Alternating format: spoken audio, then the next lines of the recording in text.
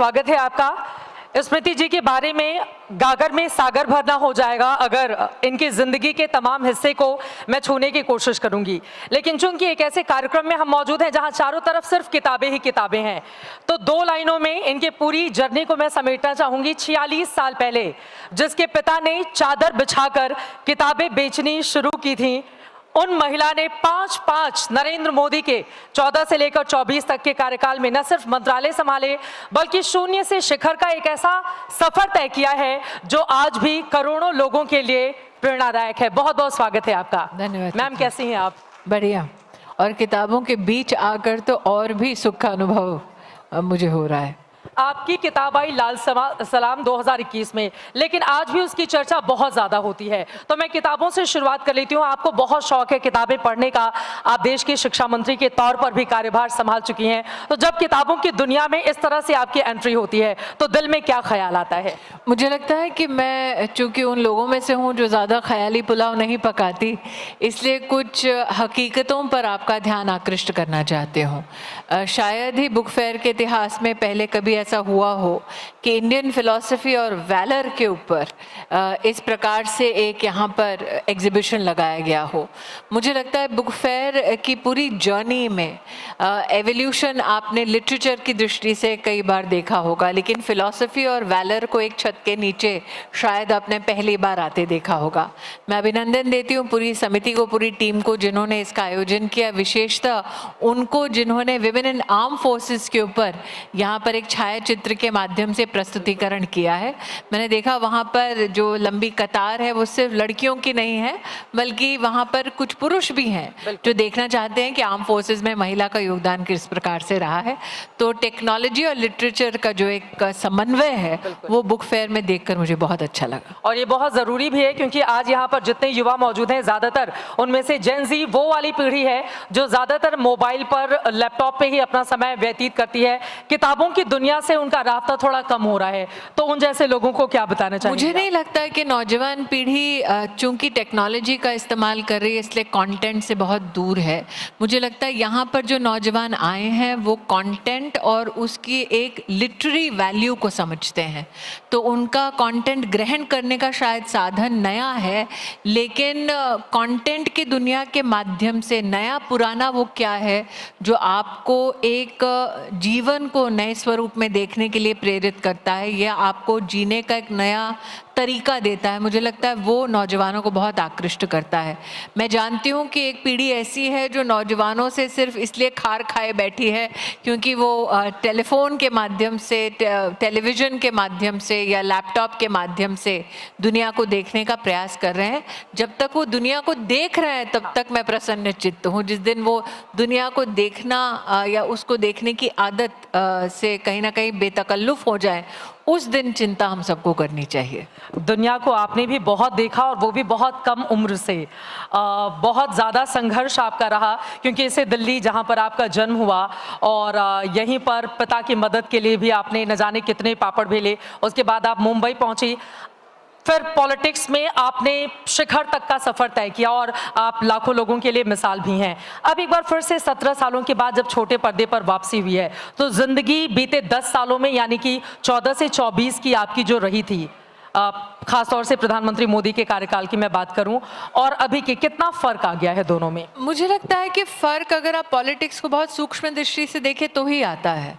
मुझ जैसा व्यक्ति पॉलिटिक्स में आज से 25 साल पहले इसलिए आया क्योंकि मैं पॉलिसी को इफ़ेक्ट करना चाहती थी।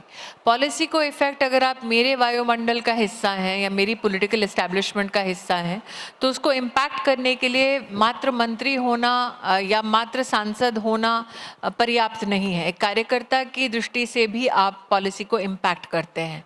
तो अगर मैं अपने 10 साल के कार्यकाल को देखूं तो मुझे क्या क्या मौके मिले। शिक्षा नीति हमारे देश में जब मैं शिक्षा मंत्री बनी थी तब तक 30 साल से बनी नहीं थी, और पहली बार ऐसा हुआ कि शिक्षा नीति को बनाने के लिए हम विलेज एजुकेशन काउंसिल्स तक गए, हर ज़िले के शिक्षा अधिकारी से संपर्क कर, हर पेरेंट टीचर ऑर्गेनाइजेशन के साथ, हर यूनिवर्सिटी के साथ, हर टीचर एसोसिएशन के साथ हमने काम किया। पूर्व के जितने शिक्षा मंत्री रहे, वर्तमान जितने एमपी, एमएलए, जिला परिषद के जो अध्यक्ष हैं, उन तक भी ये चिंतन लेकर गए, लोगों से पूछा कि वो किस प्रकार की नीति चाहते हैं। इस प्रकार से व्यापक चर्चा कभी भी राष्ट्र के इतिहास में शिक्षा नीति पे कभी नहीं हुई थी। मैं पहली बार मुझे मौका मिला जब टेक्सटाइल में, तब प्रधानमंत्री मोदी के पास मैं ये इच्छा लेकर गई कि हमारे देश में टेक्सटाइल की जब चर्चा होती है तो लोग कहते हैं भाई हैंडलूम, सूती का कपड़ा या मैनमेड फाइबर का कपड़ा। अगर हम टेक्नोलॉजी का इसमें समावेश देखें तो टेक्सटाइल आज सैटेलाइट बिल्डिंग में इस्तेमाल होती है, टेक्सटाइल आज एविएशन में इस्तेमाल होती है, मेडिकल डिवाइसेस बनाने में इस्तेमाल होती है। मैंने उनका सानिध्य प्राप्त किया कि अगर अब टेक्निकल टेक्सटाइल को अगर हम लोग एक प्रॉपर खाका या एक प्रॉपर जामा पहनाए तो वो कैसे दिखेगा। राष्ट्र के इतिहास में पहली बार 300 HSN कोड्स बनाए गए टेक्निकल टेक्सटाइल के लिए। तो अगर काम करने के दृष्टिकोण से देखो तो जिस पॉलिसी को मैं इम्पैक्ट करना चाहती थी, उस पॉलिसी को इम्पैक्ट करने का मुझे मेरे नेतृत्व ने मौका दिया। अब 20-25 साल जब आप एक ही रास्ते पर चल रहे हैं तो कभी ना कभी तो ऐसा मुकाम आना चाहिए जब आप टेस्ट करें आपने क्या सीखा, क्या समझा। इसीलिए मैं छोटे पर्दे पर वापस लौटी। ऐसा नहीं था कि कोई शौक पूरा करने के लिए पहुंची, ऐसा नहीं था कि कोई तलब थी इसलिए वापस पहुंची। मैंने जो नैरेटिव की दृष्टि से देश को जाना, समाज को जाना, पॉलिटिक्स को जाना, क्या वो नैरेटिव, क्या मेरी वो सोच आज भी टेलीविज़न को इम्पैक्ट कर सकती है, इस दृष्टि से मैं टेलीविज़न लौटी। और वो इसलिए भी, चित्रा जी आप जानती हैं, आप टेलीविज़न की दुनिया से हैं, न्यूज़ की दुनिया से हैं। आज हमारे देश में 789 मिलियन लीनियर टेलीविज़न होम्स हैं, मतलब कि 78 करोड़ लोग सिर्फ लीनियर टेलीविज़न देखते हैं। और जिस कार्यक्रम में मैं पुनः लौटी, आज वो कार्यक्रम 78 करोड़ टेलीविज़न लीनियर होम्स में नंबर 1 शो है। बिल्कुल। इसका मतलब मेरी जो यात्रा में जो सोच मैंने देखी, उसको जब मैं एक कहानी के माध्यम से प्रतिबिंबित करने का प्रयास कर रही हूँ, मेरा वो एक्सपेरिमेंट कामयाब हुआ। आज कम से कम इस बात का मुझे संतोष है। दूसरा, कई लोग शिखर पर पहुँचते हैं फिर वहीं ठहर जाते हैं क्योंकि उन्हें डर लगता है कि वापस नए शिखर पर पहुँचने के लिए आपको ज़मीन से शुरू करना पड़ेगा। मुझे वो डर नहीं है। वो डर नहीं लगता है आपको? नहीं, क्योंकि एक जीवन में वो बहुत भाग्यशाली लोग होते हैं जिन्हें नए नए शिखर चढ़ने के या नए नए मुकाम हासिल करने का मौका मिलता है। तो मैंने पॉलिटिक्स में, मीडिया में शिखर हासिल किया। बिल्कुल। अब वो कौन सा नया शिखर है जिसे मैं या तो अपने आप को पुनर्स्थापित कर सकती हूँ या फिर एक नई यात्रा मैं कर सकती हूँ। तो चूंकि मुझे वो डर नहीं है, इसलिए मैंने वही पुरानी यात्रा नए तरीके से शुरू की। लेकिन ये भी सत्य है कि एक पॉलिटिकल एनिमल हो, तो इसीलिए आज जब मैं मेरी पॉलिटिकल एक्टिविज्म को या मेरे पॉलिटिकल वर्क को देखती हूँ, तो मैंने जब पॉलिटिक्स में शुरुआत की तब अटल बिहारी वाजपेयी जी प्रधानमंत्री थे और मेरा पहला जो मुझे काम मिला था वो युवा मोर्चा में मिला था। और युवा मोर्चा में वो काम मिलने के बाद तब मेरे अध्यक्ष थे धर्मेंद्र प्रधान, मैं उपाध्यक्ष थी और मेरे साथ उपाध्यक्ष थे देवेंद्र फडणवीस। तो आप सोचिए हमने कहाँ से शुरू किया था। 2003 में धर्मेंद्र भाई अब शिक्षा मंत्री हैं, मैं शिक्षा मंत्री रह चुकी हूँ। तो आप सोचे कि जो उनसे जूनियर है वो उनसे पहले उस मुकाम पर रह चुके, आज जहाँ पर वो हैं। देवेंद्र जी ऑफ कोर्स चीफ मिनिस्टर हैं। तो आप जीवन का क्या नया स्वरूप देख सकते हैं। आज मैं नेशनल काउंसिल में हूँ, तो मैं शायद ही भारतीय जनता पार्टी में बहुत कम लोगों में से हूँ जो कह सकती है कि मैं नेशनल टीम में तब भी थी जब अटल जी प्रधानमंत्री हैं, अब भी हूँ जब नरेंद्र मोदी प्रधानमंत्री हैं, और आशान्वित हूँ कि जब भारतीय जनता पार्टी आज से 20 साल बाद अपने नेतृत्व को देखती है तो एक कार्यकर्ता के नाते तब भी सेवा देने का दमखम मेरे पास होगा। ये अपने आप में बेहद दिलचस्प है। वैसे दर्शकों को मैं बताती चलूं कि मौजूदा जो कार्यकारी अध्यक्ष बनाए गए नितिन नवीन, बिहार में आपको अलग अलग स्टॉल पे, अलग अलग दुकानों पर ले जाके बहुत आपको अलग अलग फूड बिहार का टेस्ट कराया था उन्होंने। मैं महिला मोर्चा की राष्ट्रीय अध्यक्ष थी, नितिन जी युवा मोर्चा के महामंत्री थे, और हम दोनों में कंपटीशन ये लगता था कि कौन ज़्यादा काम करेगा। मुझे इस बात की खुशी है कि मैं एक ऐसे संगठन का हिस्सा है जहाँ पे इस बात की प्रतियोगिता होती है कि ज़्यादा काम कौन करेगा, ज़्यादा प्रवास कौन करेगा, जनता के मध्य में ज़्यादा कौन जाएगा।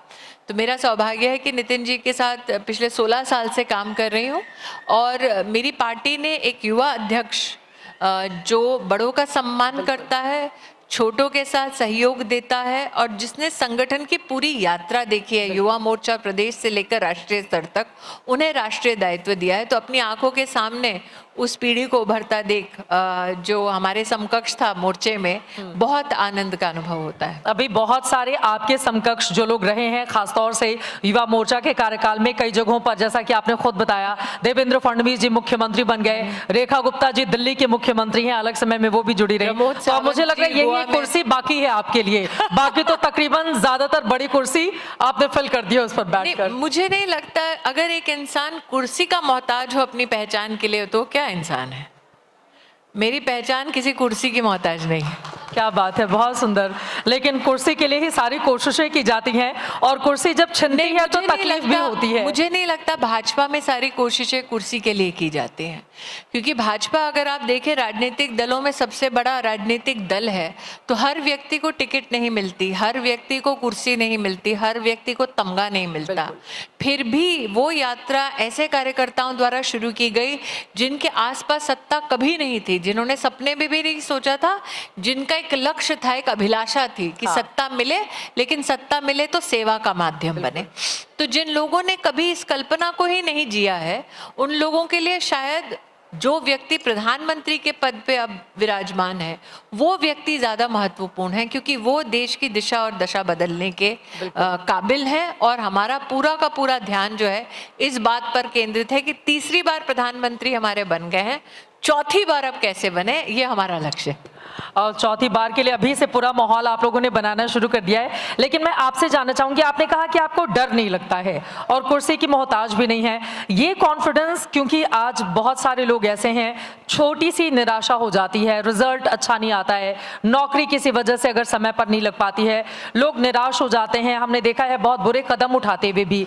तो स्मृति ईरानी के अंदर वो कौन सी पावर है जो उनके अंदर ऐसी शक्ति भर देती है कि जब निराशा होती है तो न वो उतनी निराश नजर आती हैं, और जब बहुत बड़ी बड़ी कुर्सी पर वो बैठती हैं तो फिर उस काबिलियत के दम पर अपने आप को वो हमेशा साबित करने की कोशिश करती हैं। देखिए, आपको जब भी कोई मौका मिलता है, कम से कम मेरी पार्टी में मुझे ये सीख दी गई है कि आप क्या स्टेटस को मेंटेन करने के लिए चुने जाते हैं, आपको चुना ही इसलिए जाता है क्योंकि आप एक नई रचना अथवा एक नई सोच या जनता की अपेक्षा को पूरा करने के लिए उस स्थान पर आए। उसी प्रकार से जीवन में जब चुनौतियां आती हैं तो मैं काफ़ी एक चुनौती को अपॉर्चुनिटी की दृष्टि से देखती हूँ कि ये चुनौती मुझे क्यों झंझोड़ रहा है, ऐसी क्या कमी है जो मुझे लगता है मैं पूरा नहीं कर पा रही हूँ, इसलिए ये विषय मेरे लिए चुनौती भरा है। तो अगर मुझे लगता है कि विषय मान लीजिए टेक्नोलॉजी का है, मुझसे अपेक्षा नहीं होती कि मुझे टेक्नोलॉजी का भी आएगा, लेकिन ये भी मेरी खुशकिस्मती है कि प्रधानमंत्री जी ने पिछले साल जो सिविल सर्विस डे पर इनोवेशन का राष्ट्रीय पुरस्कार दिया, वो पोषण ट्रैकर को दिया जो मैंने एक महिला बाल विकास मंत्री के नाते बनाया था। अब किसी की अपेक्षा नहीं होगी कि मुझे टेक्नोलॉजी का कुछ भी ज्ञान होगा, लेकिन मुझे पता था कि मुझे टेक्नोलॉजी नहीं आती, इसलिए मैंने उसको सीखा। तो अगर आपके पास कोई चुनौती प्रस्तुत होती है तो आपको सबसे पहले तो ये सीखना चाहिए कि ऐसा क्या है मुझ में जो मुझे लगता है कि मैं इस चुनौती का सामना या तो कर नहीं पा रहा हूँ, कर नहीं पा रही हूँ, अथवा मैं कैसे इस चुनौती को एक अपॉर्चुनिटी के रूप में बदलूं। अब 2024 में कई लोग चुनाव हारे, बिल्कुल, उनमें से कितने लोग प्रोफेशनल्स हैं, कितने लोग अपने प्रोफेशंस में वापस गए और संग उन्होंने पॉलिटिकल काम किया। तो मेरे लिए जब मुझे याद है 24 का चुनाव में हारी थी तो अमेठी में मेरे प्रांगण में मेरा सौभाग्य है कि एक मंदिर है, माँ की मूर्ति के सामने, प्रतिमा के सामने मैं मुस्कुराते हुए खड़ी हुई, मैंने कहा जो हुआ अच्छा हुआ। तो लोगों को आसपास लगा था शायद थोड़ा सठिया गई हूँ। मैंने कहा नहीं, जब भी भगवान चुनौती देता है ये तो मान कर चलो कि भगवान ने तुम्ही में क्षमता दी है कि तुम इस चुनौती को पार करो। दूसरा, मेरा ये हमेशा से विश्वास रहा है कि भगवान जो भी करता है अच्छे के लिए करता है। अगर आज आपको लगता है आपको कुछ मिल नहीं रहा, तो इसका मतलब कल कुछ ऐसा आपका इंतजार कर रहा है जिसकी आपने कल्पना नहीं की थी। चुनाव में साल 2004 में हारी थी चांदनी चौक चांदनी से। चौक से। आप उस समय 27 साल की थी? मैं 27 साल में पहली बार अपना लोकसभा का चुनाव लड़ी थी।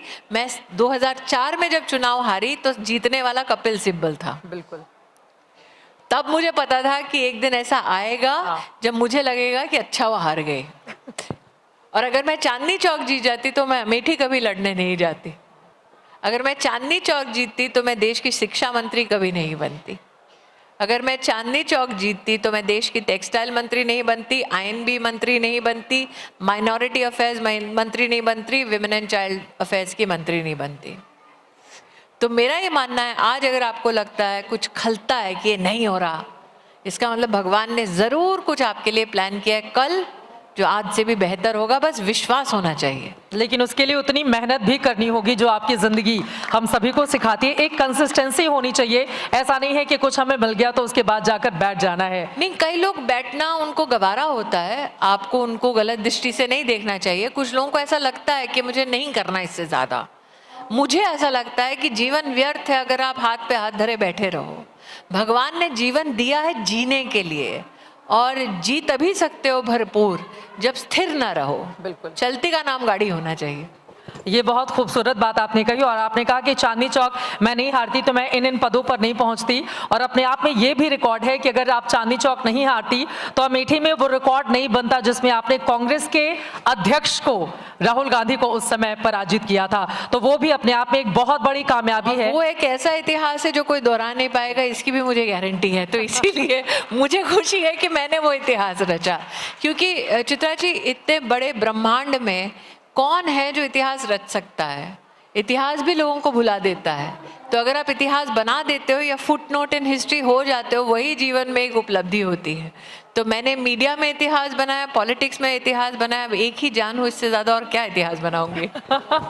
नहीं, लेकिन आपकी जिंदगी अभी बता रही है कि अभी तो पिक्चर बहुत सारी बाकी है। ये तो पक्का है। यकीनन पिक्चर बाकी है। और इसी वजह से मुझे वो तस्वीरें याद आती हैं जब 2014 में आप हारी, और 2014 से लेकर 19 तक आपने अथाह मेहनत भी की थी अमेठी में खासतौर से। और एक महिला होने के नाते मैं एकदम एग्जैक्ट याद नहीं कर पा रही हूँ, किसी की डेथ हो गई थी, फिर आप वहां पर जाती हैं और आपने कंधा दिया था। वो तस्वीरें पूरे देश को मतलब बहुत भावनाओं से भी भर दे रही थी कि एक बेटी, अमेठी में कोई गैर परिवार था, शायद आपका रास्ता भी उतना नहीं था उनसे, लेकिन आप उनके परिवार को हमारे कार्यकर्ता थे। तो ऐसा नहीं कि मेरा कोई रास्ता नहीं था, हमारे कार्यकर्ता थे। हमारी संस्कृति में कभी भी बेटी को इस दृष्टिकोण से देखा नहीं गया कि वो भाई को, पिता को कंधा ना दे सके। ये तो कहीं ना कहीं हमारी संस्कृति के बारे में कुछ लोगों ने ऐसी सोच निर्धारित कर दी कि लोगों को लगा कि मैंने जो किया वो अटपटा था। मैंने वो किया जो मेरी संस्कृति, मेरे समुदाय, मेरे समाज का एक बहुत ही सरल स्वभाव है। बिल्कुल, कि अगर आपको लगता है आपका कार्यकर्ता है, अगर आपको लगता है आपका परिजन है, तो आप ऐसे शिरकत कर सकते हैं। तो मैंने कुछ ऐसा अद्भुत नहीं किया था। मैंने वो किया जो मेरी सभ्यता का, मेरे स्वभाव का, मेरे संस्कृति और संस्कार का एक हिस्सा है। लेकिन अपने देश में बहुत सारे मुद्दों पर एक अलग तरह की उठापटक खासतौर से महिलाओं को लेकर देखने को मिलती है। एक पुरुष की तुलना में महिलाओं को क्या ज्यादा संघर्ष करना पड़ता है? नहीं, बिल्कुल करना पड़ता है। और अगर आप महिला हो या पुरुष, यहाँ पर बहुत सारे लोग मध्यम वर्गीय परिवार से शायद होंगे, यंगस्टर्स होंगे। तो मैंने जो 2-3 चीज़ें सीखी हैं उसमें ये तो पक्का है कि हाँ, अगर आप मध्यम वर्गीय परिवार, निम्न मध्यम वर्गीय परिवार से हो तो आपका संघर्ष अलग होगा। आपका संघर्ष होगा कि आपको बड़ा घर चाहिए, गाड़ी चाहिए, एक ऐसा बैंक बैलेंस चाहिए ताकि माता पिता के साथ आप भी अच्छे से रिटायर हो सकें। जिसके पास धन है वो ये संघर्ष नहीं कर रहा।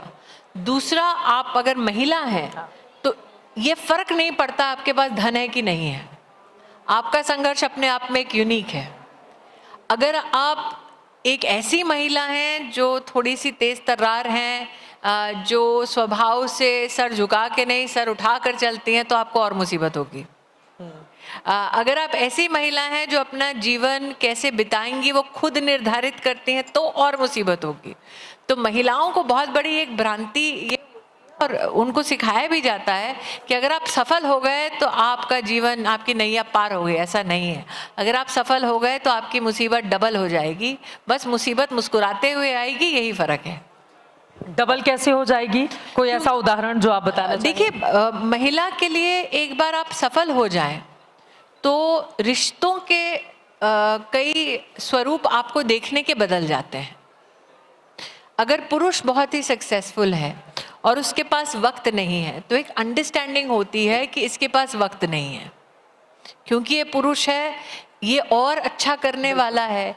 एक महिला है तो आपके ऊपर ये प्रेशर आ जाएगा, अगर आप ब्याहता ना भी हो तो भी, घर में बेटी हो तो भी कहेंगे अरे आज तो आपके पास ज़्यादा टाइम ही नहीं है। ये कभी किसी बेटे को नहीं बोला जाएगा। ये हमारे समाज की हकीकत है, इसको हमें स्वीकार करना पड़ेगा। और ये महिला के साथ सिर्फ वहाँ नहीं होता जहाँ पैसों की तंगी है, ये वहाँ भी होता है जहाँ पर एक समृद्ध परिवार है। तो आपको ये मानकर चलना है कि या तो आपको जब ये चुनौतियाँ आएंगी तो कैसे कुछ चुनौतियों को अनसुना करना है। बिल्कुल। मुझे कई बार बोला जाता है हर चीज़ का जवाब मत दो, मत बोलो, चुप रहो, क्योंकि यही स्वभाव से और आगे बढ़ोगी। फिर मैं सोचती हूँ कि अगर ना ही बोलूँ तो फिर क्या मैं रह जाऊंगी? बिल्कुल। अगर मैं भी वैसी बन जाऊं चापलूस, मैं भी वही बन जाऊं सबको खुश रखने की कवायद में, तो क्या मैं रह जाऊंगी? तो आपको ये कहीं ना कहीं निर्णय लेना पड़ेगा कि किस मुकाम पर जीवन के आपको वैसे ही बने रहना है या एडजस्टमेंट्स करनी है ताकि दूसरे आपसे खुश हो जाएं। आप शुरू से ऐसी ही थी या फिर हाँ, बड़े बड़े भारी भरकम मंत्रालय मिलने के बाद नहीं, मैं स्मृति शुरू ईरानी? से ही उतनी ही अक्खड़ थी जितनी अभी दिखाई दे रही हूँ। कई बार इसकी वजह से परेशानियों का भी सामना करना पड़ता है। हाँ, वो करना पड़ता है, लेकिन वो आपको मान कर चलना पड़ेगा कि अगर आपने जीवन जीने की ऐसी शैली स्वीकार की है, निर्णय लिया है, तो उसका एक परिणाम है। आप रो पिट नहीं सकते कि अरे देखिए ना, मुझे अपने दम पे जीवन जीना है, लोग मुझे जीने नहीं दे रहे हैं। बिल्कुल। अगर आपने निर्णय किया आपको दम पे जीना है, महिला हो या पुरुष, आपको स्वीकार करना होगा कि कुछ लोग उसके बारे में चरमराएंगे, कुछ लोग घबराएंगे, कुछ लोग पलटवार करेंगे। वो जीवन का एक हिस्सा है और उसी जीवन के हिस्से के साथ आप आगे भी। कमजोर इंसान कभी इतिहास नहीं लिखता। ये बिल्कुल सही बात आपने कही। और जब किसी का टॉन्ट, किसी का ट्रोल आपको कमजोर कर दे, फिर आप नेता किस काम के हैं? क्या बात है, इस पर तो जोरदार तालियां होनी चाहिए। ये बिल्कुल सही बात है कि आलोचना खुद में परिभाषित करनी होगी कि कौन सी आपको आगे बढ़ाने में मदद कर रही है और कौन सी आपकी टांग खिंचाई कर रही है। लेकिन आपने कहा कि आप कई बार मतलब इस तरह की बातें रखती हैं जिसकी वजह से विवाद भी हो जाते हैं या कई लोग आपको टारगेट करते हैं। अब जब तुलसी के रूप में आपने 17 सालों के बाद वापसी की तो सेट पर सारी चीजें क्या बदली सी नजर आई? लोगों का नजरिया कि भाई ये तो अब मंत्री हो गई, इतनी बड़ी नेता देश की हैं, इनके साथ कैसे हम कट और कैमरा रोल करेंगे? क्या ऐसी चुनौती थी वहां लोगों पर? का नजरिया आपके बारे में चाहे कुछ भी हो, अब ये तो नहीं पता जो आपको लोग कह रहे हैं वही लोग फील कर रहे हैं कि नहीं। मेरा ये मानना है कि मैं अगर एक कलाकार की भूमिका में अपने आप को ढाल रही हूँ तो वो क्या मुद्दे हैं जो मेरे माध्यम से बतलाए जा रहे हैं, उस पे थोड़ा मेरा जो मेकर्स हैं उनके साथ चिंतन चर्चा रहती है, चैनल के साथ चर्चा रहती है। और मुझे लगता है कि अभी तक वो जुगलबंदी हमारी काफ़ी प्रोडक्टिव रही है। एक डोमेस्टिक वायलेंस पे परिचर्चा, दूसरा पुरुषों को फेक केसेस में फंसाने वाली चर्चा, तीसरा एजिज्म पे चर्चा, चौथा वेट गेन पे चर्चा। क्योंकि कई बार मैंने देखा लोगों के पास और कोई कटाक्ष नहीं होता तो मुझे कहते हैं अरे मोटी हो गई है। तो महिला के ऊपर कई बार जो सक्सेसफुल होती है उस पर अगर कटाक्ष करना होता है तो उसके स्वाभिमान को अगर कुचलने की कोई लोग फिराक में रहते हैं तो उनको लगता है कि इसकी फिजिकलिटी पे कुछ बोल देंगे तो ये बेचारी अस्थिर हो जाएगी। तो ये सारे मुद्दे हम लोग उठाते हैं आजकल, कोऑपरेटिव, महिला की इकोनॉमिक इंडिपेंडेंस, और फाइनली पहली बार तुलसी मिहिर को छोड़ देती है, वो भी हो रहा है। आपने वेट की चर्चा की, मैंने आपके सोशल मीडिया अकाउंट पे देखा था, आपने एक फोटो शेयर की थी अपने हस्बैंड के साथ जिसमें आप नीचे सीढ़ियों पे बैठी हुई हैं और आप भगवान से कह रही हैं हे भगवान उठा ले या मेरा वजन उठा ले, ऐसा कुछ कहते हुए। भगवान ने दोनों नहीं उठाया, ना मुझे उठाया ना वजन उठाया। इसके लिए क्या कोशिशें भी करती हैं जब लोग बिल्कुल इस तरह नहीं। का कटाक्ष करते हैं तो? बिल्कुल नहीं। देखिए, मैं चाहती तो कोशिश करके जो मिस इंडिया फाइनलिस्ट थी वैसे भी आज दिख सकती थी। मुझे अपने समय का अच्छा उपयोग करना था कि मैं क्या शारीरिक रूप से सुंदर दिखूं या मानसिक रूप से अपने आप को बेहतर करूं। मेरे पास चॉइस क्लियर थी। तो जीवन का सत्य है, शारीरिक रूप से आप चाहे आज कितने भी समृद्ध लगे, संपन्न लगे, सुंदर लगे, वो सूरज ढलता है। मन वो है जो अगर विकसित करे तो सूरज शारीरिक रूप से ढल जाएगा, मन विकसित रहेगा आपका तो आपको और भी जीवन भर प्रफुल्लित करेगा। ये बिल्कुल सही बात तो है। ये और निर्णय तो मैंने 22 साल की उम्र में ले लिया था क्या था वो वाकया?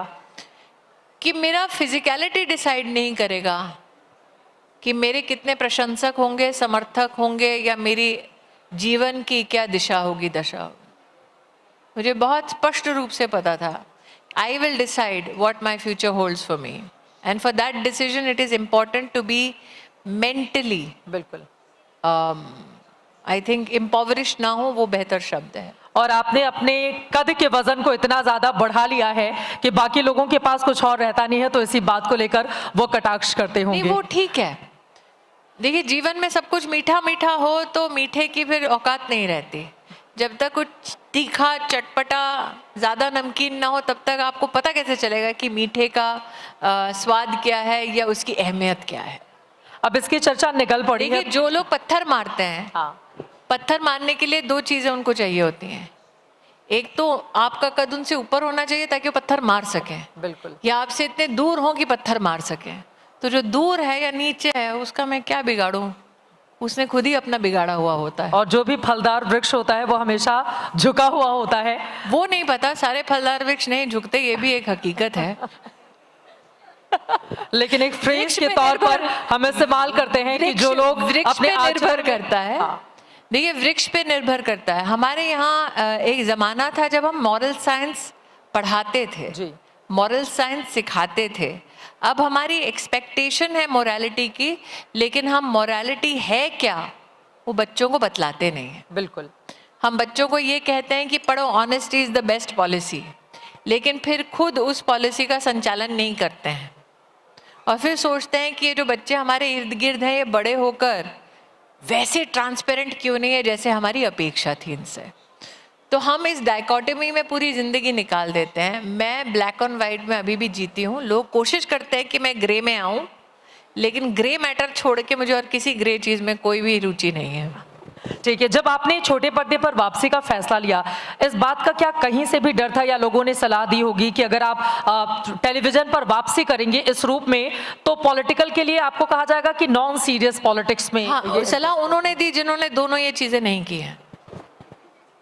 क्या कहा था? जिन्होंने कभी मीडिया नहीं किया है, सिर्फ पॉलिटिक्स किया, उन्होंने कहा मीडिया मत करो। जिन लोगों ने पॉलिटिक्स नहीं की है, सिर्फ मीडिया किया है, उन्होंने कहा मत करो। और जिन्होंने ना पॉलिटिक्स किया है, ना मीडिया किया है, ना जीवन में कुछ किया, उन्होंने भी कहा मत करो। तो आपने ये तय कर रखा है कि जीवन में जो भी मौका मिलेगा उसमें अपनी पूरी दमदार परफॉर्मेंस दिखानी है। देखिए, मैं मौका अर्जित करती हूँ, खुद बनाती हूँ, सृजन करती हूँ मौके का। तो अंग्रेजी में एक अच्छा शब्द है हैपेंस्टेंस। तो मेरे लिए ये जो 1 साल की जर्नी है वो हैपेंस्टेंस नहीं है, ये मैंने रचा है। एक चीज़ मेरे अनुभव से जितना मुझे पता था 25 साल में, वो सारा मैंने खुद गढ़ा है। तो ये भी कि आप 78 करोड़ होम्स में आके नंबर 1 होंगे 6 महीने में, वो भी मैंने खुद उसको गढ़ा है।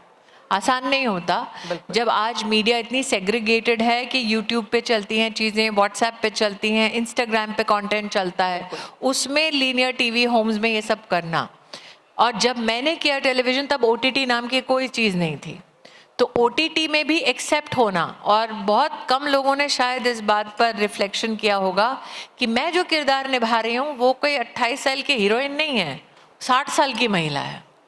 तो 60 साल की महिला की कहानी आज देश में नंबर 1 है, तो आप सोच सकते हैं कि उसमें क्या चिंतन गया होगा। जो कैरेक्टर मैं प्ले करती हूँ वो कोई मॉडर्न औरत ऐसी नहीं है जो कोई ज़बरदस्त गाने चल रहे हैं और सब उस पर आकृष्ट हो रहे हों। वो जैसे कृष्ण बोलती है, तुलसी की आराधना करती है, गायत्री मंत्र का उच्चारण करती है, तो अगर वो नंबर 1 है तो आप सोचिए देश में मानसिकता कैसी बदली है कि वो नंबर 1 है। मैं जो किरदार निभाती हूँ वो कहती है कि अपने परिवार को एकजुट रखो, अपने परिवार के लिए कुछ बलिदान देना, उसमें कोई दो राय नहीं होनी चाहिए। या आप अपने परिवार के लिए कुछ करते हैं तो वो महान नहीं हो जाते, ये आपका धर्म है अपने परिवार के प्रति। अगर वो सोच नंबर 1 है तो आप सोचिए जो ऑडियंस उसको कंज्यूम कर रही है उनकी क्या सोच है। तो मेरे लिए ये एक सोशल एक्सपेरिमेंट है और वो एक्सपेरिमेंट फेल नहीं हुआ, उसमें जनता पास हो गई है। लेकिन जब लोग आपको पार्ट टाइम पॉलिटिशियन, खासतौर से जो कांग्रेस के लोग हैं, वो जब इस तरह की टिप्पणी करते हैं तो कैसे हैंडल करती हैं आप? तो वो आपको बताता है कि आज भी मैं पॉलिटिकली कितना रेलेवेंट हूँ, क्योंकि लोग उसी पे टिप्पणी करते हैं जो रेलेवेंट होता है, जो इरेलेवेंट होता है उसके लिए किसी के पास समय नहीं होता।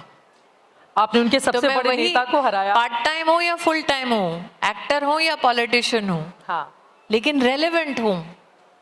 और 150 करोड़ के देश में रेलेवेंट होना बिना किसी पद के, मैजिक।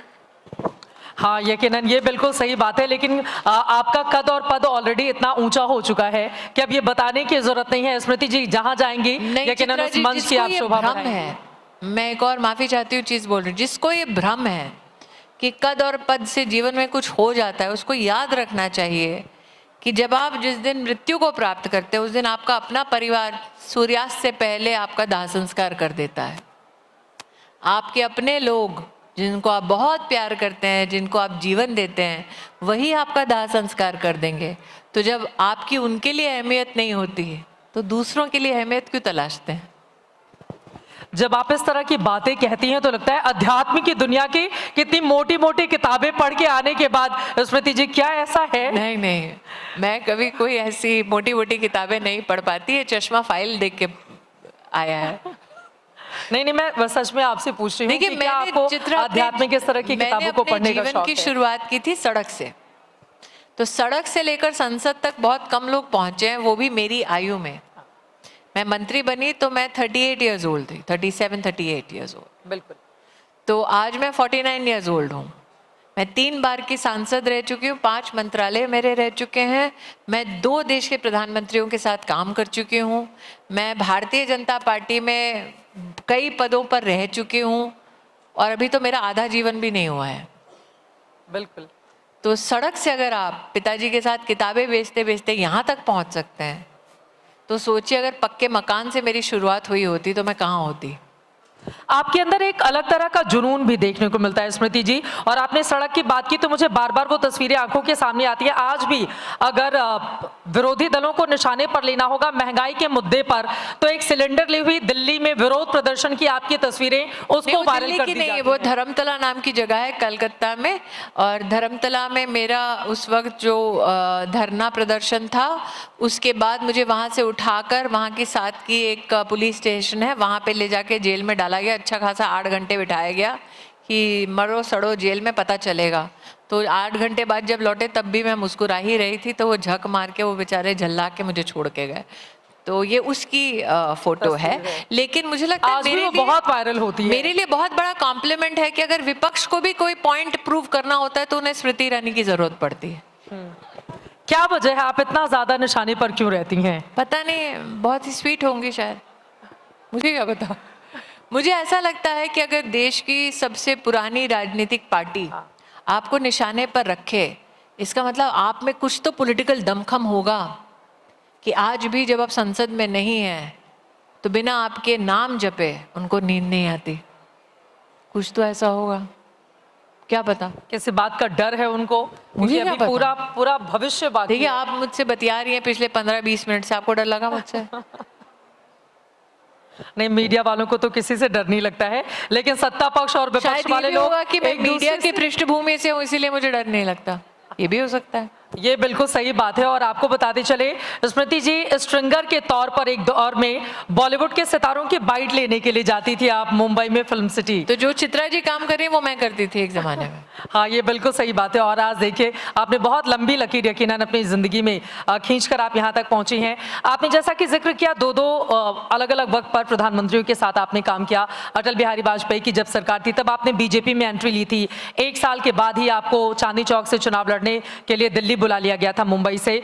अगर दोनों सरकारों को मैं तुलना करूं तो क्या फर्क पाती हैं आप? देखिए, अटल जी ने जब सरकार बनाई तब उन्होंने पहली बार डेवलपमेंट पॉलिटिक्स को मुख्य धारा में भारतीय राजनीति में लाकर खड़ा कर दिया। बिजली, सड़क, पानी उस वक्त कभी भी पॉलिटिकल कंसिडरेशन का विषय नहीं था। लोग भावात्मक चीज़ों पर वोट देते थे। अटल जी ने पहली बार इस बात को प्रतिस्थापित किया कि आप डेवलपमेंट के मुद्दे पर वोट दें, बताएं कि बिजली आपको चाहिए, 24 घंटे मिलनी चाहिए, स्वच्छ जल मिलना चाहिए, ये सारे विषय उन्होंने रखे। गोल्डन क्वाड्रिलेटरल के साथ साथ उन्होंने जितनी नई नई ग्राम सड़क योजना के साथ साथ और सर्व शिक्षा अभियान को भी आगे बढ़ाया। नरेंद्र भाई का जो एक गवर्नेंस का स्ट्रक्चर है वो दो विषयों पर विशेष रूप से आधारित है। एक, टेक्नोलॉजी और गवर्नेंस का समन्वय पहली बार हमने अपनी देश की राजनीति में नरेंद्र भाई के साथ देखा, और टेक्नोलॉजी को इकोनॉमिकली कैसे एस्टैब्लिश करना और उसके माध्यम से कैसे देश की अर्थव्यवस्था को और सुदृढ़ करना, ये प्रमाण नरेंद्र भाई ने दिया। पहला उसका उदाहरण जनधन योजना। बिल्कुल, हमारे देश में 50 करोड़ लोगों का पहली बार बैंक का खाता खुलना ये कोई साधारण काम नहीं है। ये 2 साल की अवधि में समाप्त कर देना पूरे देश में अपने आप में बहुत बड़ी उपलब्धि है। शायद क्योंकि 2014 में शुरू हुआ था इसलिए बार बार लोग इसका उल्लेख नहीं करते। आज आप सबके मोबाइल पे कहीं ना कहीं डिजिटल पेमेंट का कोई ना कोई ऐप होगा, है क्या? यूपीआई कितने लोगों के पास है? आज से 10-11 साल पहले आप सोच सकते थे? ये उन्होंने, अब आपको ये नॉर्मल लगता है, लेकिन आप सोचिए उस पूरे विचार को स्थापित करना, उसकी गवर्नेंस की शैली बनाना, उसका फ्रेमवर्क बनाना, और आज तक वो डिसरप्ट नहीं हुआ है, बिना डिसरप्शन के उसको चलाना। तो टेक्नोलॉजी और गवर्नेंस का समन्वय पहली बार नरेंद्र भाई ने हमारे देश के सामने प्रस्तुत किया और उसका अर्थव्यवस्था पे बहुत बड़ा प्रमाण हमने इफेक्ट होते देखा। आगे भी जनरेशनली उसका हम इफेक्ट देखेंगे। बिल्कुल, प्रधानमंत्री जी के साथ जो अहम मंत्रालय संभालकर आपने अपनी जिम्मेदारी निभाई, काफी करीब से आपने काम किया। नरेंद्र मोदी में ऐसा क्या है कि 2014 से लेकर आज तक उनकी वही लोकप्रियता बनी हुई है, न सिर्फ देश के भीतर बल्कि विदेशों में भी? विपक्षी दलों की हम बात छोड़ दें क्योंकि खुद हम लोग फील्ड में जाकर इतना काम करते हैं। अभी बिहार चुनाव का रिजल्ट आया, इसके अलावा भी देश के बाकी हिस्सों में हम देख रहे हैं। नरेंद्र मोदी में ऐसा क्या है कि देश की राजनीति में वो इतने शीर्ष पर बने हुए और उनके आसपास दूसरा कोई भी नेता नजर नहीं आता? वो स्टैग्नेट नहीं करते, वो पढ़ते हैं, जानकारी हासिल करते हैं और वो कभी भी स्टैग्नेट नहीं करते। उनको कभी नहीं लगता ऐसा, जितना मेरा अनुभव है उनके साथ काम करने का। मेरा अनुभव से 10 साल की राजनीति में कैबिनेट मंत्री के नाते नहीं, मैं गुजरात से 2 बार सांसद उन्हीं के द्वारा चुनी गई थी और भेजी गई थी। तो अगर आप प्रस्तावकों में नाम देखेंगे तो सबसे पहला नाम मेरे फॉर्म पे नरेंद्र दामोदर दास मोदी है। तो वो किसी भी नॉलेज को, इस सोर्स को छोटा नहीं मानते।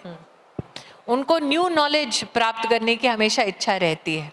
तो अगर कोई टेक्नोलॉजी का डिवाइस है, आप यकीन मानिए उनको उसकी या तो जानकारी होगी या उन्होंने उसका इस्तेमाल किया होगा। दूसरा, मल्टीपल सोर्सेज ऑफ इंफॉर्मेशन पे वो हमेशा निर्भर करते हैं कि एक ही सोर्स होगा तो एक ही पर्सपेक्टिव आएगा। तो आप एक ही विषय पर 4 अलग अलग पर्सपेक्टिव्स लीजिए ताकि आपका पर्सपेक्टिव एक होलिस्टिक पर्सपेक्टिव होगा।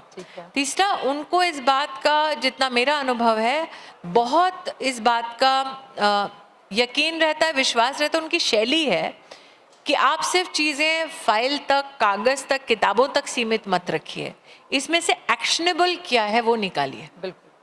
और जो व्यक्ति ये सारे चीज़ बार बार करता है वो हमेशा हर पीढ़ी के लिए रेलेवेंट रहता है। बिल्कुल। आप जिस भारत मंडपम में हैं वो भी कहीं ना कहीं एक स्ट्रक्चर्ड सोच का नतीजा है। तो वो जो भी करते हैं वो भी हैपेंस्टेंस नहीं है, वो हमेशा स्ट्रक्चर्ड सोच का नतीजा होता है।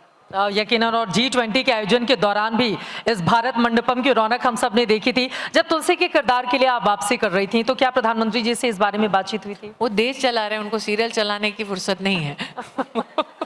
नहीं, लेकिन एक जो उनके इतने कद्दावर मंत्री रही हूँ, वो जब मुझे जा रही हैं लगता तो है फिर कि जानकारी देना ही मुझे होगा। लगता है जितना मैंने उनको समझा है, वो हमेशा कहते हैं हाथ पे हाथ धरे बैठे मत रहो।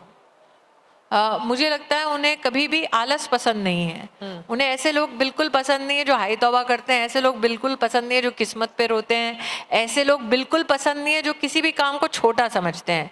अगर मैं उल्टा उनके पास जाकर कहती अरे अब टीवी की कोई औकात नहीं है, ये मेरे ओहदे से कहीं ना कहीं मेल जोल नहीं खाता, तो वो मेरे बारे में नेगेटिव सोचते।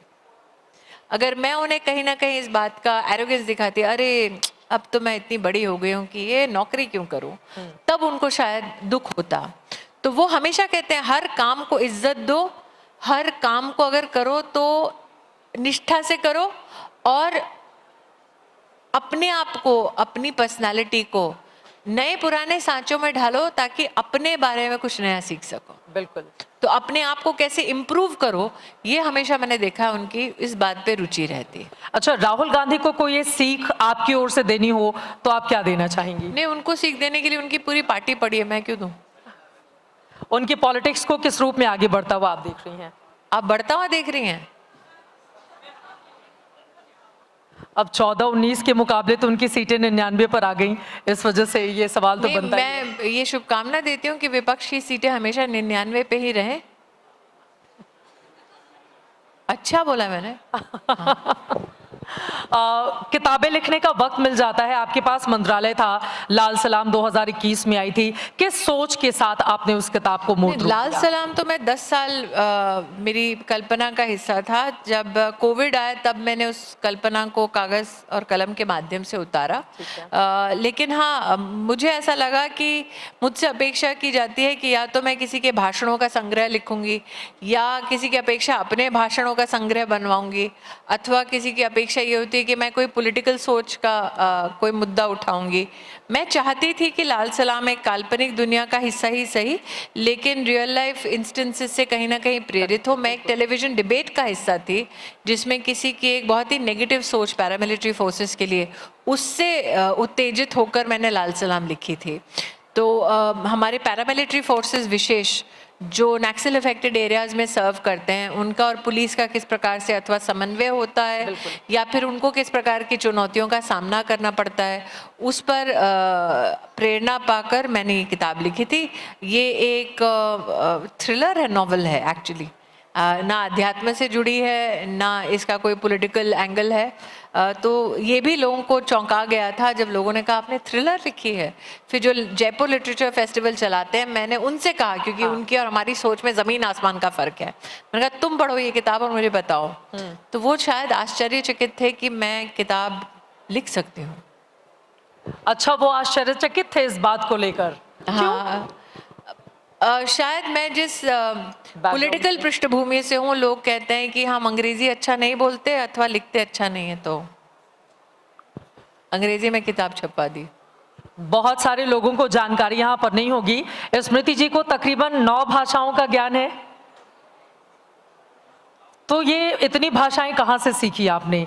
क्योंकि 1-2 भाषा सीखने में यहाँ पर पसीने छूट जाते हैं, 9 भाषाओं का ज्ञान होना बहुत बड़ी बात है। मेरे परिवार में कई लोग अलग अलग भाषाएं बोलते हैं, तो 2 भाषाएं तो एक वर्तमान में सीख रही हूँ, एक सीखने का प्रयास किया था, 2 विदेशी भाषाएं। हमारे प्रादेशिक भाषाओं में से लगभग 7 बोल लेती हूँ। ये अपने आप में महत्वपूर्ण है, और आपको भी जब भी इनके अलग अलग प्रोग्राम देखने होंगे, आप जाकर देख सकते हैं यूट्यूब पर या अलग अलग सोशल मीडिया के माध्यमों पर। कार्यक्रम अंत करने की इजाज़त मांग रहा है, लेकिन चलते चलते स्मृति ईरानी अगर अपने आप को परिभाषित करना चाहें तो उनके भीतर क्या है जो दूसरों से उनको अलग बनाता है? आत्मविश्वास बढ़ाने के लिए, आप जैसा बनने के लिए यहाँ पर जो युवा पीढ़ी बैठी हुई है, उनको क्या करना होगा? किसी की तरह मत बनो, जो खुद हो उसी में अपने आप को और निखारो। जो युवा पीढ़ी को ये बोलता है ऐसा बनो वैसा बनो, वो उनके साथ बहुत बड़ा अन्याय कर रहा है। तो अगर मुझे परिभाषित करना है तो मैं किताब हूँ, हर पन्ना पलटोगे तो कुछ नया पाओगे। क्या बात है। और उस किताब में बहुत सारे सुनहरे अक्षरों में लिखे गए शब्द भी मिलेंगे। तो बहुत सारे उस किताब में हास्य का भी एक वो होगा चैप्टर। उस किताब में ट्रेजेडी और कॉमेडी के साथ साथ कहीं ना कहीं थोड़ा बहुत वैलर होगा, कोई एडवेंचर होगा, थोड़ा बहुत थ्रिल होगा और थोड़ा थोड़ा अध्यात्म भी होगा। आपने हास्य की बात कर दी, लेकिन आपको जानने वाले लोग कहते हैं कि बहुत कड़क मिजाज हैं, किसी से भी भिड़ जाती हैं। बिल्कुल सही कहते हैं। मैंने जानबूझकर एक छवि बनाई जो काफ़ी टफ दिखने वाली छवि है, क्योंकि जब आप महिला एडमिनिस्ट्रेटर के नाते कुछ करना चाहती हैं तो आप नहीं चाहती कि लोग आसपास आपके विषय को हल्के में ले। तो अगर मैं एक नो नॉनसेंस मिनिस्टर के रूप से जानी जाती हूँ तो वो भी एक हैपेंस्टेंस नहीं है, वो भी जानबूझकर गढ़ा गया एक मानचित्र है। बिल्कुल। अब मैं आखिरी सवाल पे आ जाती हूँ। एक पत्रकार के तौर पर मैकडी में हमने देखा आपने किस तरह से वहाँ पर काम किया, पिता को किताबों के लिए आपने प्रेरित किया, वहाँ पर आपने उनकी मदद की, फिर टीवी की दुनिया में, फिर राजनीति में आई, मंत्रालय संभाला, फिर टीवी की दुनिया में वापस गई। कोई अभी ऐसा सेक्टर बाकी है जिसमें स्मृति ईरानी को कि ये छूट गया है, इसको और पूरा कर लेना है? मैं प्राइवेट सेक्टर में भी लौटी और पिछले 1 साल में मैंने 2 स्टार्टअप्स को मेंटोर किया। उसमें से एक स्टार्टअप की अभी अभी वैल्यूएशन आई है एक इन्वेस्टमेंट बैंक से, और वो वैल्यूएशन लगभग 200 करोड़ की है। तो आप में से कोई अगर स्टार्टअप में मेंटरशिप चाहता है तो वो भी मदद मैं कर सकती हूँ।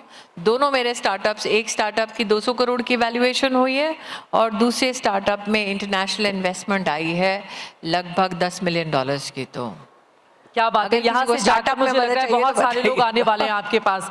एक चीज और मैं जानना चाहूंगी, मैंने देखा जब मैं पश्चिम बंगाल गई थी 2021 की, उस समय आपके अलग अलग कार्यक्रम मैंने अटेंड किए थे। वहां पर जाके फर्राटेदार बंगाली में बोलना, गुजरात में जाकर गुजराती में बोलना, यूपी में आप वहां से चुनाव जीती, उत्तर प्रदेश में जाकर बिल्कुल शुद्ध हिंदी जिसमें दूसरी भाषाओं का कोई मिश्रण नहीं होना, जब आप अंग्रेजी बोलती हैं। तो अगर इसको हम डिफाइन करना चाहें, भाषा सीखने के लिए क्या होना चाहिए? उसके पीछे राज ये है कि मेरे दादा जो अनडिवाइडेड पंजाब था विभाजन से पहले, वहाँ से हैं पंजाबी, लेकिन वो सेटल हुए उत्तर प्रदेश में मुरादाबाद में। दादी मेरी महाराष्ट्रन है, नानी मेरी धुबड़ी असम से है, नाना मेरे बंगाल से हैं, पति मेरे गुजरात से हैं।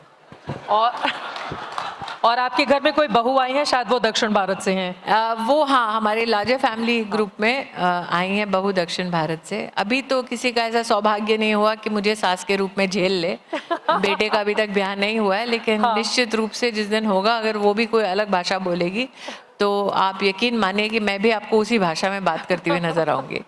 अब भाषा की ये जो विविधता है वो अपने आप में अद्भुत है।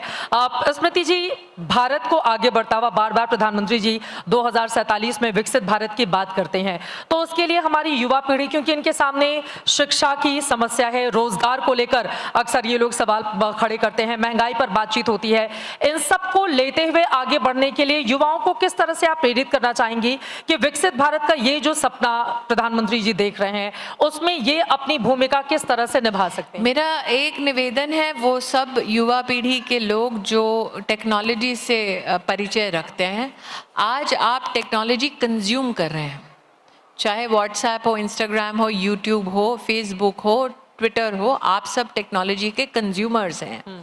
आप में से कौन है जो टेक्नोलॉजी का इजाद कर सकता है? इनोवेशन की दृष्टि से विशेष जो हमारा सॉवरेन टेक्नोलॉजी है वो बना सकता है। अगर किसी में ऐसी काबिलियत है तो उसका निश्चित रूप से आपको समर्थन करना चाहिए। जब प्रधानमंत्री जी कहते हैं कि स्वावलंबी होना चाहिए देश को, तो वो मात्र एक चीज़, एक वस्तु अथवा एक डिवाइस की बात नहीं करते। स्वावलंबन का बहुत बड़ा योगदान अगर हम देना चाहें उस दृष्टि से तो टेक्नोलॉजी का रहेगा। तो विशेषतः वो नौजवान जो टेक्नोलॉजिकली इंक्लाइंड है, मेरा उनसे आग्रह है कि आप विशेष रूप से टेक्नोलॉजी को तवज्जो दें। दूसरा मेरा आग्रह है कि कई लोगों को ये भ्रम है कि युवा पीढ़ी देश के लिए क्या करे। देश के लिए ना सही, आप जिस गली मोहल्ले में रहते हैं क्या उसके लिए पहले कुछ कर सकते हैं? बिल्कुल। आपकी गली में अगर कोई ऐसा व्यक्ति है जिसको जो स्कूल का ड्रॉप आउट है या जो अडल्ट एजुकेशन पाना चाहता है, क्या उसकी मदद कर सकते हैं? आपकी गली में अगर कोई महिला है जो सूक्ष्म व्यापार करती है लेकिन उसे ये नहीं आता कि बैंक में जाकर हायर क्रेडिट कैसे ले, क्या आप उसकी मदद कर सकते हैं? आप खुद जब गाड़ी चला रहे हैं तब रेड लाइट ना क्रॉस करें या सड़क पे ना थूकें या कचरा ना फेंकें। तो मैं हमेशा कहती हूँ, be a citizen that is worthy enough for a soldier to go and perform their duties at the border. Can you be that? If you are that much, वही एहसान है देश पे। हमारे सामने पहली पंक्ति में एक ऐसे सज्जन बैठे हैं जिन्होंने देश की सालों साल सेवा की है। अगर हम उनके लिए कुछ कर सके ना, वो सिर्फ इतना है कि देश में नियम कानून का पालन करो, भेदभाव मत करो, महिला और बड़ों की इज्जत करो। अगर वो कर लिया तो जो हम देश के बारे में गीत गाते हैं ना, वो भी गाने की जरूरत नहीं है। देश अपने आप में लहला रहा होगा, अपने आप में सब विकास का गीत गाएंगे। यकीनन, और देश की सेवा करने के लिए जरूरी नहीं है कि हर किसी को मौका मिले बॉर्डर पर ही जाने का। तो आप इस तरह से भी जो बातें आपने कही हैं उसके जरिए भी देश की सेवा कर सकते हैं। Every soldier on the borders, that's it. उतना कर दो तो बहुत बड़ा कल्याण हो जाएगा। और अपने सपने को कैसे पूरा करें? स्मृति जी, जब हम आपको देखते हैं तो हमने देखा एक बेटी जो बिल्कुल सामान्य परिवार की, उसने अपने सपनों को इतना बड़ा आसमान दिया, उसको साकार किया। आपके पीछे बिना कोई मतलब आप चांदी का चम्मच लेकर पैदा नहीं हुई, लेकिन चम्मच लेके ही पैदा नहीं हुई, चांदी तो दूर की बात है। चम्मच की भी औकात नहीं थी हमारे घर में जी। तो क्या ये बातें जब हम कुछ बन जाते हैं तब बताना आसान होता है? नहीं, मैं तो पहले भी बता रही थी, सुनने वाला कोई नहीं था। बन जाते हैं तो सुनने वाले मिल जाते हैं, और कुछ नहीं होता। मुझे ऐसा लगता है कि जब मैं ये बातें आज करती हूँ वो किस लिए करती हूँ, क्योंकि हम किताबों में पढ़ते हैं कि द इम्पॉसिबल इज पॉसिबल। मैं उसका उदाहरण बनना चाहती थी। बिल्कुल, कि अगर आपको कोई कहता है कि आप सड़क पे हैं, कभी भी आसमान छू नहीं पाएंगे, तो मैं शायद वो एक एग्जाम्पल बनना चाहती थी लोगों से कहने के लिए कि आसमान छू भी सकते हैं और चाहे तो एक दिन सुराग कर भी सकते हैं। क्या बात है! दुष्यंत कुमार की पंक्तियों को इतने खूबसूरत तरीके से आपने बता दिया कि एक पत्थर तो तबीयत से उछालो यारो, आसमान में फिर सुराख हो जाएगा। अब इतनी गंभीर चर्चा हमने कर ली है, हालांकि कई लोग बहुत गौर से आपकी बातों को सुन रहे हैं, आत्मसात कर रहे हैं। अब मैं आ जाती हूँ आपकी जिंदगी पर। आपने किताबों के पन्ने की बात कही, किताब भी लिख चुकी हैं। क्या स्मृति ईरानी अपनी जिंदगी पर, अपने जीवन को किताबों में क्रमबद्ध करेंगी? बिल्कुल नहीं, क्योंकि अगर सच लिखूंगी तो एक्सप्लोजन बाहर हो जाएगा। ऐसा क्या है कि सच लिखने से आप कतरा रही हैं? नहीं, मैं कतरा नहीं रही हूँ। हमें इस बात का भ्रम नहीं होना चाहिए कि हम जिस वायुमंडल में उसमें हम सिर्फ एक हैं, कई लोग उसका हिस्सा हैं। तो मुझे अधिकार है जब मैं सर्व करती हूँ अपने देश को कि मैं अपनी आप बीती बोलूँ, लेकिन मेरी आप बीती बोलने से बाकी और क्या क्या बिगड़ सकता है संतुलन की दृष्टि से, तो मुझे अपनी उस रिस्पॉन्सिबिलिटी को समझना होगा। बिल्कुल। कई लोग किताबें अपनी राजनीति पर इसलिए भी लिखते हैं ताकि वो कहीं ना कहीं रेलेवेंट रह सके जब उनकी राजनीति खत्म हो जाती है। मैं किसी किताब में रेलेवेंट होने के लिए अपना जीवन नहीं जीती, मैं जीवन जीने के लिए जीवन जीती हूँ। तो इसलिए मैं कभी भी किताब इसलिए नहीं लिखूंगी क्योंकि एक, मैं अपने आप को इतना महान नहीं समझती कि लोग अपना पैसा ज़ाया करें ताकि बैठकर कोई किताब पढ़े।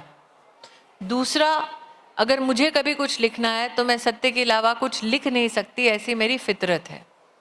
और कहीं ना कहीं जो मैंने जीवन जिया है पॉलिटिकल, उसमें मर्यादा और जिम्मेदारी ये मजबूर करता है कि आप कई चीज़ों में, और स्पेशली जब आप कैबिनेट का हिस्सा रहते हैं, तो कई ऐसी सेंसिटिव चीज़ें हैं जो आपके देश को अंतर्राष्ट्रीय स्तर पर प्रभावित करती हैं। तो आप उन सारी चीज़ों को ढिंडोरा पीट पीट के ना चिल्लाएं, इसी में ही देश और समाज का सम्मान है और आपकी सर्विस का सम्मान है।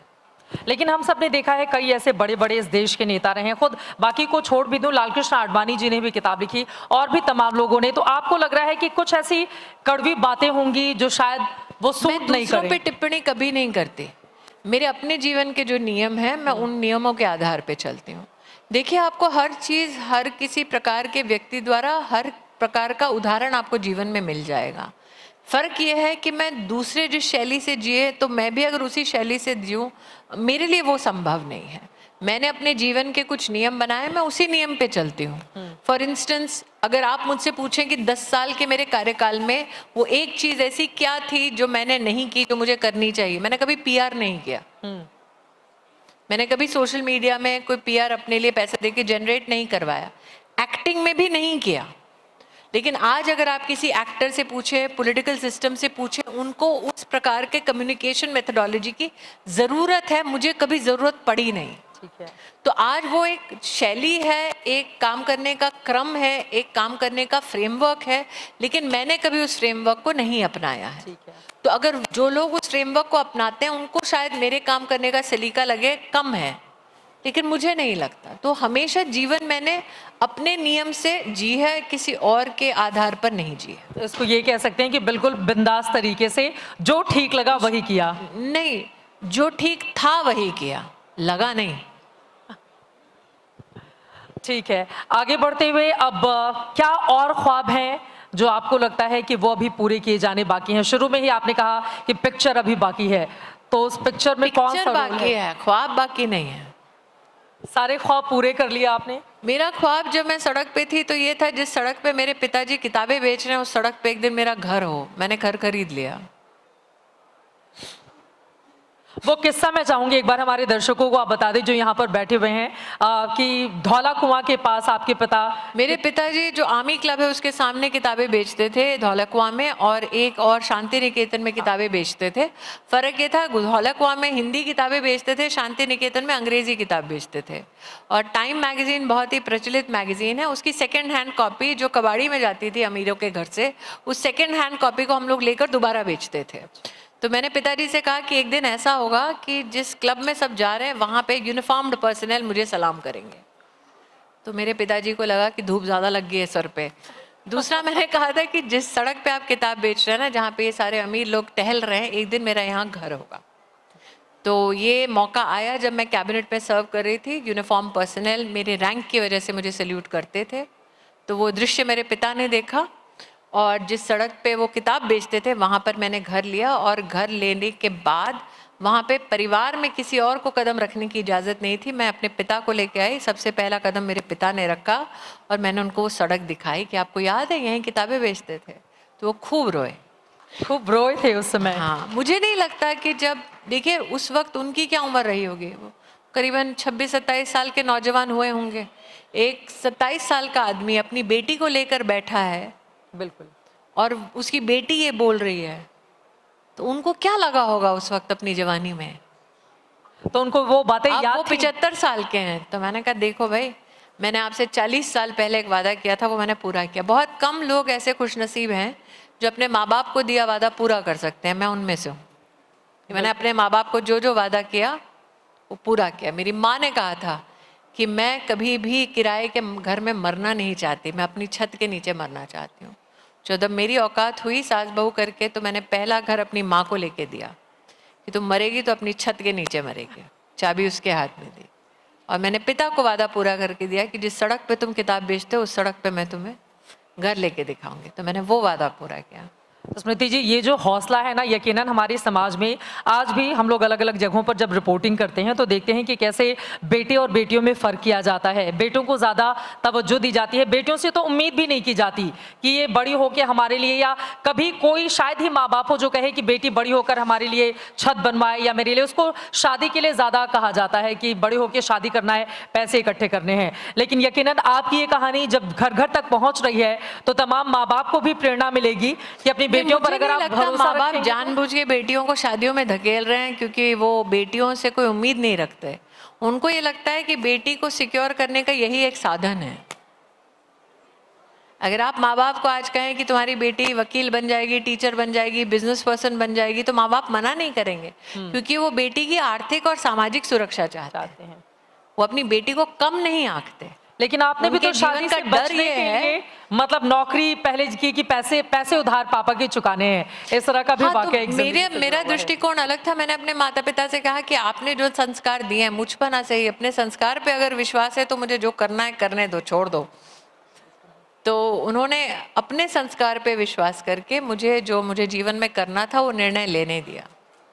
लेकिन मैं पुनः कहती हूँ, माँ बाप अगर आपको बेटा हो या बेटी कुछ भी कहते हैं, वो इसलिए क्योंकि उनका सामाजिक एक्सपीरियंस ऐसा होता है कि उनको लगता है अपने बच्चे को प्रोटेक्ट करने का वही सबसे अच्छा एक माध्यम है। ठीक है, कार्यक्रम यहीं पर अंत करने की इजाजत देता है। अटल बिहारी वाजपेयी की बहुत सारी कविताएं अलग अलग मंचों पर हम सबने सुनी है, अगर उसी के साथ इस कार्यक्रम का हम समापन करें। मैं शायद ढंग से नहीं कह रही हूँ, लेकिन अटल जी की एक और पंक्ति, एक तो मैंने उनकी कुछ पंक्तियाँ पार्लियामेंट में कही तो वो काफ़ी ऐतिहासिक रहीं। हार नहीं मानूंगा, रार नहीं ठानूंगा, काल के कपाल पर लिखता हूँ मिटाता हूँ, गीत नया गाता हूँ। बहुत खूबसूरत और नए नए गीत अपने शब्दों में क्रमबद्ध करके अपनी जिंदगी को आगे बढ़ाने वाली स्मृति ईरानी, जिनके जीवन में हर रंग है, बहुत सारे चढ़ाव हैं तो उतार भी हैं, लेकिन जिंदगी में इन्होंने कभी हार नहीं मानी, शून्य से शिखर तक का सफर तय किया। शायद यही वजह है कि आज करोड़ों महिलाओं के लिए आप प्रेरणा स्रोत हैं। बहुत धन्यवाद इस कार्यक्रम का हिस्सा बनने के लिए।